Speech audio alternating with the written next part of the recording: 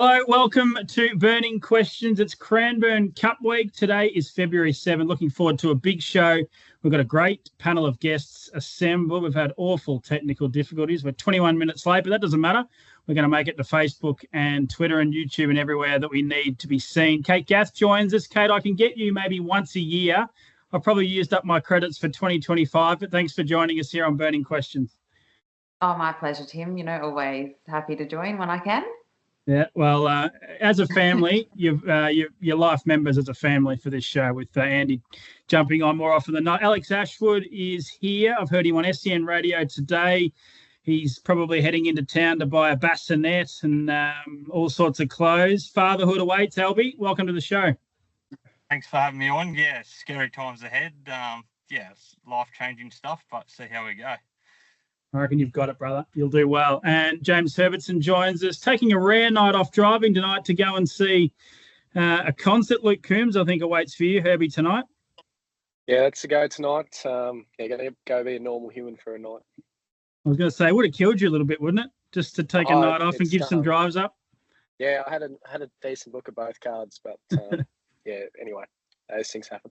Life goes on. Right, let's get stuck right into it. I know everyone's busy. Pride's Easy Feed stand as a proud supporter of the harness racing industry with their set recipes and quality ingredients to give the trainer confidence in what they're feeding. So make the switch to Pride's and start getting the result you've been chasing. Leap to Fame was incredible in the Hunter, so is he simply a lock for the punter? We're talking about the feature on tomorrow night's card. The Decron Cranbourne Gold Cup Group 2 level. We will start with you, Albie. You're not involved in this race. They couldn't possibly beat Leap to Fame, I wouldn't have thought. And if you agree with that, how do we possibly make some money out of this race? Leap to Fame is probably one of the greatest horses I've ever seen in my lifetime. And, I think he's going to be very hard to beat tomorrow night. But in saying that, it's going to be a bit tricky now. He's drawn one. It's not blessed with overly much gate speed. I think MacDan will get across and then he will probably hand up to Don't Stop Dreaming or something like that. But I think Grant will get off somewhere somehow like he did in the Hunter Cup. So I think he'll be very hard to beat. But I like Bulletproof Boy the place. Okay, Bulletproof Boy the place for you, Albie. We'll go to you, Kate. You've got the drive on Don't Stop Dreaming. Don't Stop Dreaming. Barrier 6 comes into 5 with the scratching of Serge Blanco. Great to have this drive. I think I read in the media this week it's your first drive for the camp. First of all, very exciting, and second of all, could you get down to the pegs and maybe make it tough for Leap to Fame?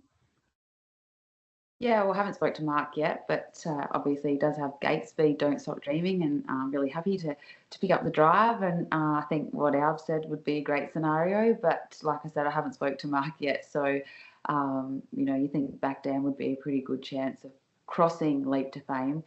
And now that he comes into one, it might be a little bit trickier for him, but he's obviously a champion horse and definitely the one to beat. Yeah. What chance of a shock upset for you, Kate? Tiny little chance. Place best for you, probably? Yeah, well, I don't know if you're able to get 2 miracles in a week. I feel like Watts Up Partytime. You got 2 in one night. You got 2 in one night there. Yeah, I did. I did not see that coming. I'm very happy that it turned out the way it did, but it does prove that you just have to be in the race sometimes, and a little bit of bad luck to the favourites and all the luck for yourself can really change the results. So fingers crossed. Good luck. Herbie, you're with Bulletproof Boy here. He's building a picket fence, inside back row draw. Can you win? If not, can you run a place? I think we can run a place. We all know that the fence is gold at Cranbourne, and it's quite a biased track in that sense. But I only just saw now that Serge Blanco's out, so the race really opens up, and it could get very tactical and quite aggressive early with people trying to hold their spot and keep ground on the fence. But he had that little bit of luck with Puppet grabbing hold at the start in the Hunter Cup and been able to slip off in front of him. But it could have been a lot harder for him if that wasn't the case. So I don't think it's going to be all smooth sailing for Grant in this one. Good stuff. That is the Cranbourne Gold Cup, 8:54 p.m. tomorrow night. Group 2 level. Going to be a great race. Leap to Fame. He's very, very short, and the punters reckon he can go back to back. Logical Staffing Solutions provide labour hire and recruitment services to the transport, warehousing, automotive and manufacturing industries. The logical solution for your staffing needs. Oscar's hanging around in Vic for another run. So will he show us that he's a genuine gun? This is the Blue Hills Rise Cranbourne Trotters Cup Group 1 level, $60,000 race over the long trip, 8:19 p.m. First leg of the main quaddie. Who do we start with here? We might start with you, Kate. You're not involved in this race, but if you got a thought, can you tip us the winner? Yeah, Oscar's obviously the class runner of the field, and I think it'd be really hard to beat. Obviously, Alves and Parisian Artiste, going really well as well. But providing Oscar pulled up well enough from last week, I think he'll be really hard to beat. And the race does drop away. There's a number of horses in there that don't have a winning chance. And I think even from the draw, he'll be really hard to beat. Okay, so Kate's with Oscar Bonavina. Herbie, you take the drive on the Ross Graham train, nephew of Sunoco. Could you get down to the pegs first here and, maybe run a drum at best, do you think? Or what are you thinking here? Yeah, the possibilities there. He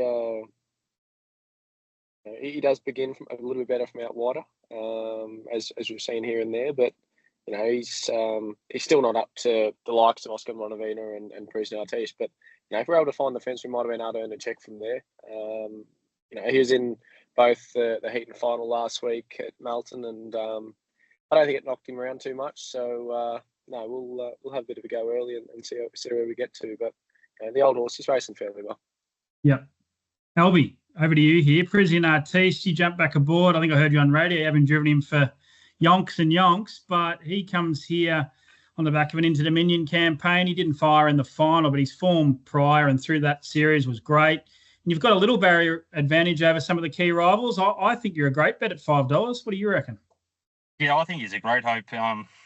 We missed the Great Southern deliberately last week because he's a lot better suited over the longer trip. So, plus there's a few horses backing up from Saturday night from the Great Southern Star who's had 2 runs in 2 days, 2 runs in 1 night, and backing up over the long 6 days later. So, our bloke's very well. He's fit. He's forward. We took him in the Bendigo for a private trial before the trials, and he works pretty good and ran his last half in 55 at the end of 2000. And so we can't be more happy with him at the moment. And if we can get around and stay in front of Oscar, I think he's going to be very hard to beat. Yeah, I mean, do you think you'll try? Do you plan to try and pull the trigger early and press forward and maybe try and work to the top? Oh, we'll just drive to tempo. If they go hard early and when they slacken off, we'll try and stay in front of Oscar. But if they're still running throughout, we'll just come with 1 run. But, yeah, we're just trying to keep that advantage over Oscar as much as possible. Parisian Artiste, he'd be probably the second best horse in your stable, Albie, behind Lochiel Lad. Don't be stupid, Tim. Throw that in there. Anyway, let's move forward and get serious again. Moving on to the third question. Albie has a good chance with Community Art, but will it be a winning end to the night in the cart? That is the very last race in the card race, 9:54 p.m. The Mark Garry and Associates Pace. Albie trains and drives Community Art. We'll hold you to last here, Albie. Kate, did you have any opinion here? You mightn't know these horses too well, but Community Art's definitely one of the winning contenders. Yeah, it's not an overly strong field, but I'm not sure what Alves thinks, but I don't know if it loves winning that much. So I think Anakin's got a pretty good hope in the race as well. But Alves will be able to tell us more about his. Yeah, over to you, Albie. We'll move Herbie to last here because I want to put the pressure right on him here. Community Art, I think I heard on radio this morning as well, you might be just adopting some different tactics or at least driving this one a bit quieter than usual. Yeah, I did say on the radio as well, he's a bit of a pussy cat and doesn't like winning. So he's got really good gate speed. So he's probably one of the quickest horses I ever driven coming out the gate. So I've got no issues of crossing these pretty quickly, but more than likely we're going to take a sit on a helmet this week and see if he hits the line following 1 instead of doing all the work for once. So he's been going okay, but he's had his chances in a couple of weaker races than this as well, and still hasn't won. But in saying that, he might go a lot better following a helmet on Saturday, tomorrow night. So, what are your confidence levels? Just it's hard to be confident with him, but he can win with the right trip. Just the way and his attitude and the way he's wanting to get the line lately. Like, he hasn't had hard runs or anything like that. He just doesn't like winning. So hopefully just driving him a bit different on a helmet, so he's chasing something. So hopefully it works, but see how we go. But not very confident. I'm hoping it's your helmet, Herbie. I think you got a great chance here. This horse has been going super. I remember a race, I think it was 3 starts back at Kilmore. I think you drove. You got caught. Actually, Albie won the race with Jetta Sun. You got caught 3 wide. They went 26.9 down the back, and he kept coming late and got beat 2 metres. His runs subsequently have been really good. This looks a really winnable race for him. Yeah, look, he's definitely got the ability. He's probably a little bit like Albie, so just lacks that little bit of killer instinct sometimes. And he hasn't been right his last couple. He's had a bit of a foot issue and hasn't been warming up real flash. So if Noel's got that under control and he's back to where he can be, I'm definitely sure he's good enough to win the race. But watching over us has got quite good gate speed too, and I think they'll be finding the fence early. I'd say that'd be their plan. So there could be a bit of speed early, especially if Albie dips his toe in as well. So my bloke will probably be sitting park like usual. It's where he does most of his racing, and yeah, I think he's tough enough. But off the fence at Cranbourne's no mean feat. So yeah, we'll see how we go. If he's up to what he can be, he's definitely a winning chance, that's for sure. Okay, I'm with him. I think I think he'll get it done regardless of where he ends up, well, pretty much regardless of where he ends up. And with Anakin race 8, number 4, let's move on to the 4th and final question. Some American is back in town. So will he salute first up from the Breeders' Crown? We scroll right up to the top. I don't know why I put this one last, but anyway, race 1 at 6:04 p.m. The Cranbourne Fencing Pace. Kate Gath drives the Emma Stewart train. Some American. We'll just go to Albie here. It's a good race, Albie. You know plenty of these horses. Rakajed, Coravelli Star, last start winner VMG McRae, as well as Rock and Dance at big odds. Beat Catch a Wave. That form reads all right. Some American, what are you thinking here? You've got to be a little bit of a risk from inside back row, doesn't he? It's going to be tricky for Kate. Especially coming wide around Cranbourne. Everyone knows it's a leader bias track and you have to be on the fence. So if a horse like Kai Valley Star, what Kate knows quite well, gets on the bunny and gets running, it's going to make it very hard for Some American. But in saying that, he's a quality horse and he's got a bright future and he's very fast as well. So I'm pretty sure he'd be wound down 100% and ready to go. So I think he's probably good enough to make a mid-race move and sit outside them sort of horses and still probably be too good at the finish. Okay. Herbie, you drive VMG McRae for Jess Tubbs. Good last start winner. I think might have knocked you off on Tiger Bandwagon. Is that right? I think it was. Yeah, she did. Yeah. I'd been driving her last few starts and she'd only been running second, and then the master gets back and wins straight away. I know. I couldn't believe it, to be honest. I thought Tiger Bandwagon was that was his race. But she's been going good, but this, I think she's probably a place chance at best. What do you reckon here? Yeah, look, she's just a short course horse generally, runs her best race so short. And if she drew on the fence here, you could put her in for a place, but from 6, and in this class of field, yeah, I don't think she'll be running top 3. But yeah, there's a lot of depth to the race. Coral Valley Star's a lovely little horse, great high speed. Louis Luai has been so consistent lately. I don't know he's still in this class. It feels like he's won about 8 metros in the last couple of months. He's going really good. You got horses that are coming up in class, like the inside 3 runners, but they're all got enough speed to be handy enough early. The 2 Douglas horses are honest, and our bloke's been racing well. And obviously there's Kate's horse as well, Some American, who's just the class horse of the race. He's got some of the best form in Victoria, really. I think he's good enough to get off the fence and come with one run late if the speed's on through the middle or if they do back off enough to make a move. But at the end of the day, he's still first up and going to be off the fence at Cranbourne. So if he's still good enough, which I think he is to do it, to win, it's take your hat off to him. But he's definitely got some things that aren't in his favour. Yeah, that's right. Good old Felix, Kate. He's been a favourite of yours, and he got that big race win that he deserved, didn't he, last time out? Just a couple of quick ones. Just firstly, I think he was scratched from the 4-year-old Bonanza. Everything's okay there from what you understand? Yeah, as far as I know, I don't really know why he was scratched, but he wouldn't be in this week if all wasn't well with him, so shouldn't be a problem. Yeah, for sure. Now, Corra Valley Star, obviously, if some American wasn't in this race, you'd be driving Corra Valley Star, and I reckon you'd be pretty excited to be driving him from barrier 4 in a race that looks like he could potentially lead in. So he's, I know you're not driving him, but he's got to have a great chance too, doesn't he? Oh, Corra Valley Star, he's going well. Yeah, he does, and he's raced, in previously in races like the Ashwood Cup and stuff. So he has been against, really good horses, and he'll definitely be hard to beat from the draw. From my perspective, on some American, I'm hoping there's a bit of speed early. The more speed, the better. Hopefully, they can take the edge off each other a little bit.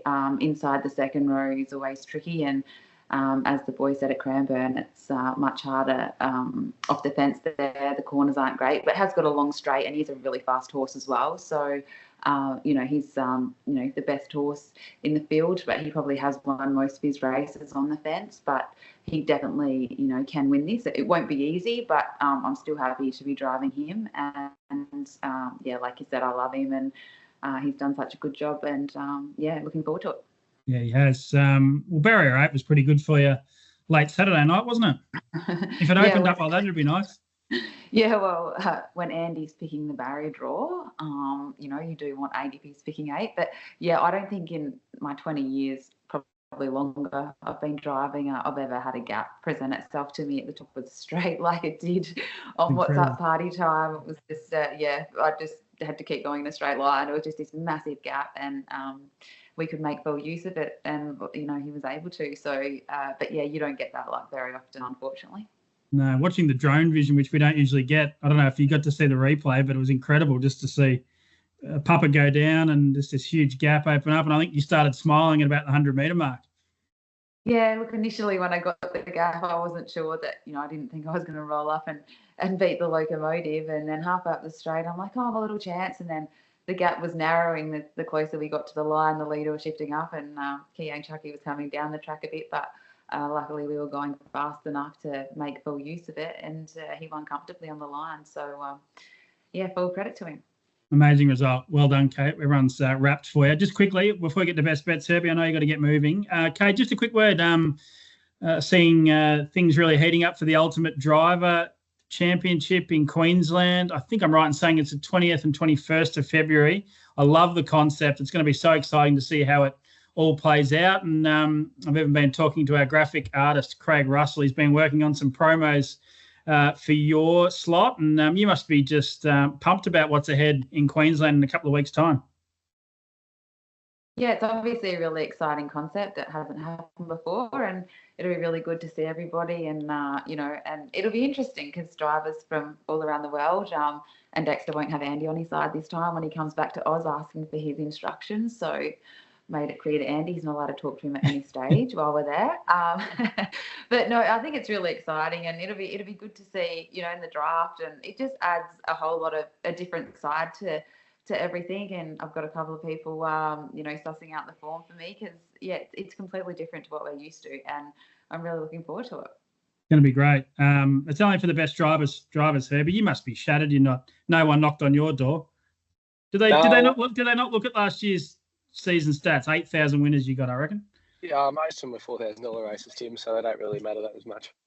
But no, look, I'm still going up. I'm actually going to be the reserve driver in case one of them accidentally gets food poisoning. So look out, Kate.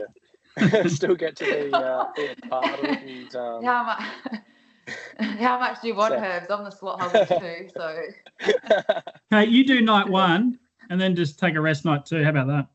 Yeah, that's fair. That's it. I'll get a big lead on night 1. Then I'll be like, I better call in Herbs to help me out on the second night.